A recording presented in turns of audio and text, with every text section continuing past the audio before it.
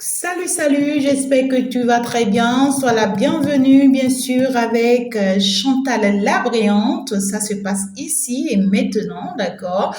Bien sûr que oui, je suis ici, ta psychothérapeute. On va aller parler un tout petit peu de la santé, du bien-être, de l'équilibre. Comme d'habitude, j'interviens dans toutes les relations sentimentales quand tu as besoin d'aide, bien sûr.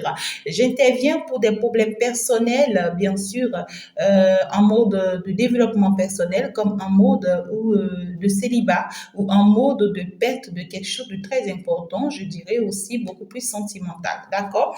Donc, du coup, n'hésite pas à me contacter si tu es dans le besoin. Alors, si tu n'es pas encore abonné, je te conseille déjà de t'abonner. Appuie juste sur le bouton abonner pour pouvoir faire partie de la maison, de la team. Et ça te permet désormais d'avoir accès à tout ce qui sera mis en ligne pour toi, à toutes nos vidéos, de très bonnes vidéos d'ailleurs qui vont te permettre d'avoir ton équilibre personnel et de retrouver ton bien-être aussi dans ton foyer. Alors, si tu as une situation particulière à partager, particulier, je dirais, à partager avec nous, quand tu as besoin d'aide, n'hésite pas non plus à le partager avec nous. Tu as dans, bien sûr, la description toutes nos coordonnées pour pouvoir vraiment parler de ton histoire afin qu'on te vienne en aide. Nous sommes partis aujourd'hui, nous allons parler de 4 conseils pointures pour éviter une personne qui est atteinte de mal spirituel. Une personne qui est atteinte de mal spirituel, comment est-ce que tu pourras reconnaître une personne pareille? Alors, premièrement, c'est une personne, soit, d'accord, qui a un mal personnel, d'accord. Donc, ce mal personnel, c'est dit que cette personne est un pervers narcissique. Et c'est quelqu'un qui a toujours fonctionné comme ça dans sa vie. C'est quelqu'un qui est très malhonnête et qui agit comme étant une personne qui n'a pas le sang humain, mais qui a plutôt le sang animal. C'est quelqu'un qui est vraiment très sévère. C'est quelqu'un qui est très agressif. C'est quelqu'un, en fait, tu vois, dans ses paroles, dans ses propos, il y a beaucoup d'ego, d'accord? Il y a beaucoup d'ego. Et c'est quelqu'un qui n'aime pas du tout s'humilier, qui n'aime pas du tout se rabaisser. Et c'est quelqu'un qui fait toujours chaque chose que cette personne fait, ce sont toujours pour ses intérêts, d'accord? C'est quelqu'un qui ne pense qu'à lui, qui ne pense qu'à soi et qui ne pense qu'à ce que lui va pouvoir gagner dans une relation, d'accord? Qui ne pense qu'à gagner ou rien que gagner, tu vois. C'est quelqu'un qui veut toujours avoir les choses pour lui, rien que pour lui. Et dans ses propos, tu sens que cette personne est comme ça. Alors, même en fréquentant cette personne, tu sens que cette personne est comme ça. Alors, je peux te dire que c'est quelqu'un qui est atteint de mal spirituel. Deuxième chose, ça peut être une personne qui est envoûtée, d'accord? Cette personne est envoûtée. Genre, on lui a jeté un sort, d'accord? Donc, du coup, peut-être qu'on lui a fait de la magie noire, peut-être qu'on lui a jeté vraiment un sort, peut-être qu'on a maudit cette personne aussi, d'accord? C'est aussi un sort. Et donc, du coup, cette personne devient bizarre, d'accord? C'est quelqu'un avec qui tu es, et puis cette personne se comporte bien de temps à autre, mais après, cette personne se comporte mal. C'est quelqu'un qui agit bien parfois, après, qui devient désorienté, tu vois, déconnecté. C'est une personne qui apparaît dans ta vie et qui disparaît dans ta vie. C'est une personne qui n'est pas du tout stable. C'est une personne qui tantôt, tu vois, te fait des promesses et tout, mais ne les réalise pas. Et à un moment donné, quand tu vas le lui parler, ben, il risque de te dire non, et puis écoute, hein, j'étais occupé à autre chose, ou je te promets, oui, oui, oui. Ou bien il va te dire non, je ne me rappelle même plus, tu vois, de ce moment où, voilà, je t'ai réellement fait des promesses. C'est pas possible, j'ai oublié, tu vois. Donc, du coup, c'est une personne qui peut être aussi comme ça, d'accord? Comme ça peut être une personne qui peut être sous l'emprise. Alors, une personne qui est sous l'emprise, c'est une personne qui est dans la dépendance affective. Donc, du coup, c'est une personne qui, euh, se retrouve ou bien qui a été dans une relation où en fait, tu vois, l'autre personne, soit c'est l'autre personne qui l'aime, d'accord, mais lui, il ne l'aime pas. Et donc, du coup, l'autre personne, en fait, s'attache à lui, veut pas le lâcher et tout. Ou soit c'est lui qui aime l'autre personne, d'accord, et puis, parce qu'il aime l'autre personne, c'est-à-dire tellement il aime l'autre personne qu'il se retrouve dans la dépendance affective avec l'autre. Mais avec toi, c'est peut-être juste... oui, peut-être juste voilà quoi, du plaisir en fait, d'accord? C'est peut-être quelqu'un qui a juste du plaisir à être avec toi au lit ou bien sur le plan sexuel. C'est quelqu'un qui a juste le plaisir de partager de bons moments avec toi. En fait, toi, tu es juste là juste pour la distraction dans sa vie ou bien c'est quelqu'un qui te prend juste pour un support, je dirais, un support pour sa relation. Donc du coup, quand ça ne va pas avec l'autre, il vient te voir, tu vois des histoires comme ça. Donc, du coup, lorsque tu arrives à détecter tous ces points sur cette personne, il faut savoir que c'est une personne qui est atteinte de mal spirituel. Et comment est-ce que tu pourras te comporter face à ces genres de personnes? D'accord? Parce que c'est des personnes qui peuvent quitter ta vie, revenir, désactiver, rentrer, des personnes, tu vois, qui ne chercheront jamais à te laisser seul pour que tu aies ta vie, pour que tu construis ta vie. Ils seront là toujours comme un handicap, comme un obstacle à toujours te barrer la voie, afin que tu n'aies pas d'autres personnes dans ta vie, afin que tu ne saisis pas d'autres chances ou d'autres opportunités. Donc, du coup, lorsque tu as une personne comme ça dans ta vie, la première chose que je te conseille, c'est l'espace. Il faut apprendre à donner de l'espace avec cette personne-là. D'accord? Lorsque vous n'êtes pas encore ensemble, ça marche très bien. Ça marche très bien parce que là, tu vas apprendre à rester à distance de cette personne. Et puis, tu vas apprendre si entre-temps, tu avais l'habitude de voir cette personne au moins 5 fois par semaine, alors tu vas te donner vraiment la responsabilité de le voir désormais juste une seule fois par semaine. Et pour ceux qui sont déjà ensemble, alors c'est une personne avec qui on ne met pas la pression. On ne met pas la pression à ces gens de personnes. Première chose.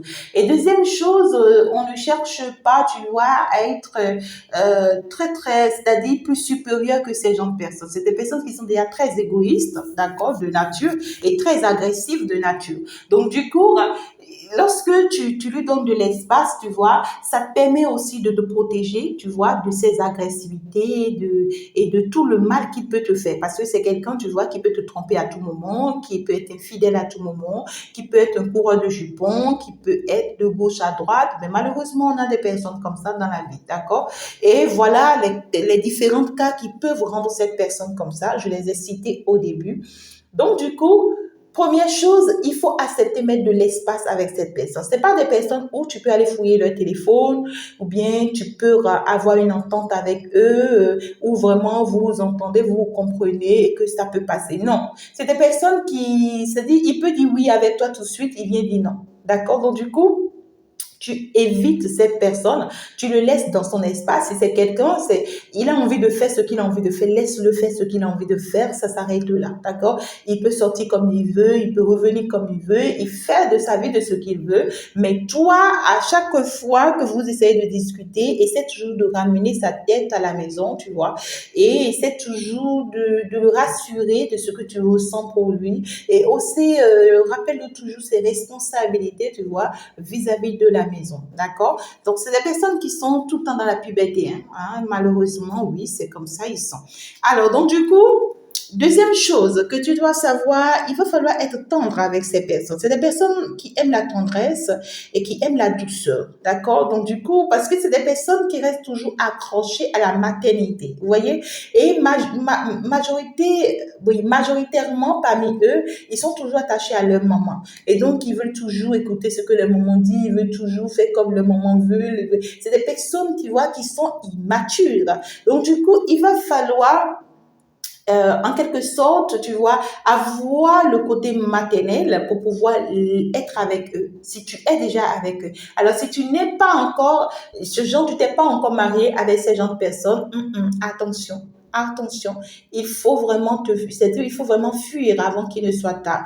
Ou à moins que tu l'aimes tellement que tu veux le supporter. Si tu veux le supporter, tu respectes ses conseils, ça va passer. D'accord? Donc, du coup, deuxième chose, c'est comme ce que je t'ai dit, il faut être tendre et douce avec ces personnes. Quand tu veux leur parler, il faut toujours te rabaisser. Il faut toujours être à leurs pieds. Il faut toujours, je ne dis pas d'être leurs esclaves, parce que si jamais tu te permets de devenir son esclave, tu es mort. D'accord? Tu ne le permets pas. Tu ne deviens pas l'esclave de cette personne, jamais et à grand jamais. Et tu te détaches de cette personne. Tu ne restes pas trop attaché à lui. D'accord? C'est-à-dire, c'est pas quelqu'un qui doit connaître tes mouvements financiers, tes mouvements professionnels, même certains mouvements, certaines choses de ta vie là, il va falloir les garder pour toi, il va falloir les sécuriser pour toi. Sinon, si jamais cette personne veut te rendre le mal, c'est-à-dire c'est quelqu'un qui va te détruire, qui va te déstabiliser. Et c'est quelqu'un, à tout moment, quand ça le prend, il peut même vider ton compte et disparaître. Il y a des personnes comme ça, malgré que vous avez des enfants ensemble. Hein. Donc, faites très attention, d'accord? Donc, du coup, tu traites bien cette personne, mais tu lui parles toujours en douceur, en tendresse. Tu es beaucoup plus proche de lui, tu lui parles bien, tu ne lui reproches pas grand-chose, tu vois, et tu es tout le temps, tu vois, dans le calme, dans la patience avec cette personne, dans la patience, je dirais, avec cette personne. Et donc, du coup, tu dois être une femme vraiment très patiente et très calme et qui supporte. D'accord, qui supporte. Quand tu es comme ça, je t'assure que cette personne-là, ça va marcher. D'accord? Parce que c'est quelqu'un, même s'il fait ses désordres dans la vie et tout, il reviendra toujours à la maison. Sa tête va toujours revenir à la maison. D'accord? C'est des personnes également qui n'aiment pas trop quand on leur parle de la spiritualité. Genre, oui, tu sais, tu peux consulter ou bien j'ai consulté, on m'a dit ci, on m'a dit ça te concernant. Est-ce que tu as fait ci, est-ce que tu as fait ça, et si tu veux, hey, il risque de te créer des ennuis, il va te coller vraiment la tête, il va t'abandonner parce que il va se rendre compte que tu connais son secret, que tu as découvert en fait son secret, et ce n'est plus lui-même le problème, mais ce sont ces démons intérieurs qui sont en lui, d'accord, qui vont l'utiliser maintenant contre toi, et ils vont te combattre. C'est des personnes qui ont non seulement besoin des prières, je dirais, mais qui ont besoin plus d'être accompagnés spirituellement parlant. Tu peux faire des travaux pour l'accompagner spirituellement parlant, pour le libérer ou le délivrer, mais tu ne prends pas le risque d'en parler, de lui dire les choses telles qu'elles sont, de façon crue comme ça. Ils risquent de te poignarder, parce que si jamais ça leur prend, c'est des personnes qui fonctionnent comme des fous, en fait. Vous voyez? Donc, faites très attention, et c'est des personnes qui sont très agressives en plus. Alors, l'autre chose, il va falloir éviter qu'il maîtrise tout de vous. D'accord? Comme j'étais en train de le dire tout à l'heure, il ne faut pas que cette personne maîtrise tout de vous. Vos mouvements, vos fonctionnements, vos réactions. C'est-à-dire, il ne faut pas que cette personne sait que quand j'agis comme ça, c'est comme ça qu'elle agit. Tu vois? Ou bien quand j'agis comme ça, c'est comme ça que lui, il agit. Quand cette personne te maîtrise dans ce sens-là, il va te malmener la vie. Parce que c'est quelqu'un qui va te prendre comme une marionnette et qui va te malmener la vie, qui va te détruire la vie, qui va te ronger la vie. Tu vas même pas t'en revenir, d'accord? Il faut pas que cette personne sache que tu es exactement comme ça. Non, il faut toujours changer de comportement. Il faut toujours lui montrer, tu vois, une autre facette de temps à autre. Et aussi, en plus de tout ça, il faut pas qu'il maîtrise tout ce que tu fais. C'est pas les gens donc où voilà, je peux tout lui dire, je peux lui faire confiance, je peux le prendre comme mon meilleur ami, je peux, et attention. À partir du moment où tu lui dis, si jamais un problème, un petit problème arrive entre vous, c'est les premières insultes qu'il aura à te donner. Hein, d'accord? Si entre-temps, il y a eu des histoires entre vous et tout, ou bien des trucs qui se sont arrivés dans ta vie, tu lui as fait confiance, tu le lui as dit, et banalement, il y a une histoire qui arrive entre vous, c'est à ça, il va s'attaquer. Hein. Et il va s'accrocher à ça, il va aller te déstabiliser, il va aller te salir, il va aller te détruire, et attention, on ne fait pas confiance à ces gens de personnes, et on ne dit pas tout à ces gens de personnes. Mais malheureusement, c'est des personnes qui aiment, en fait, tu vois, jouer à la maligne, tu vois, pour tout savoir sur vous. D'accord? Donc, vous-même, jouez aussi à la maligne pour ne pas tout le dire. On ne fait pas confiance à ces gens de personnes. Alors, dernier point, ici, ne pas être comme cette personne, c'est très important. D'accord? Sinon, cette personne risque de vous transmettre son mal et va finir par vous déstabiliser. Ne soyez jamais comme cette personne parce qu'à un moment donné, à force de fréquenter cette personne, à force de lui faire des reproches, puisque cette personne ne change pas, à un moment donné, on se dit, bon, c'est pas grave, je fais comme lui, tu vois, je fais comme il aime, je fais comme il décide et comme ça, on n'aura plus de problème.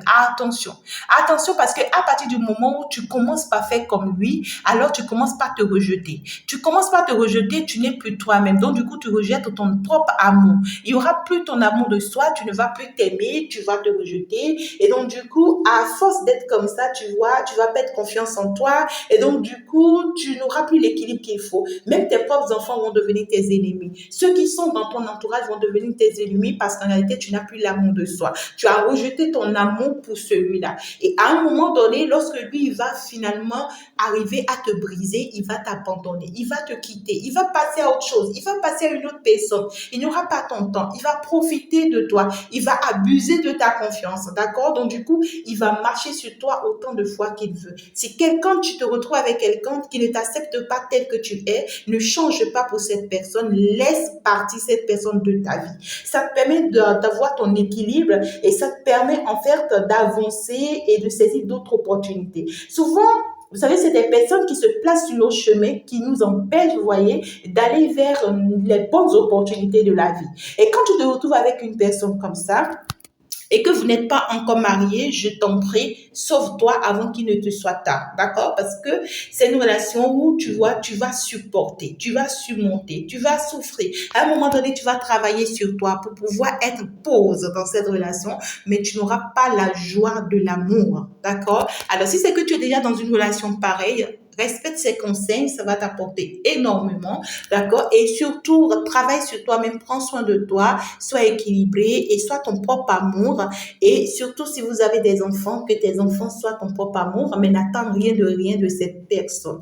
Merci beaucoup de m'avoir suivi. Voilà, c'était les 4 conseils que j'allais vous donner pour votre bien-être, pour votre équilibre dans ces genres de relations. Soyez bénis, soyez protégés. Et puis, on se dit à la prochaine. Pour tout besoin, n'hésitez pas, dans la description, vous avez toutes les coordonnées. Je vous embrasse très, très fort. Au revoir. Ciao, ciao.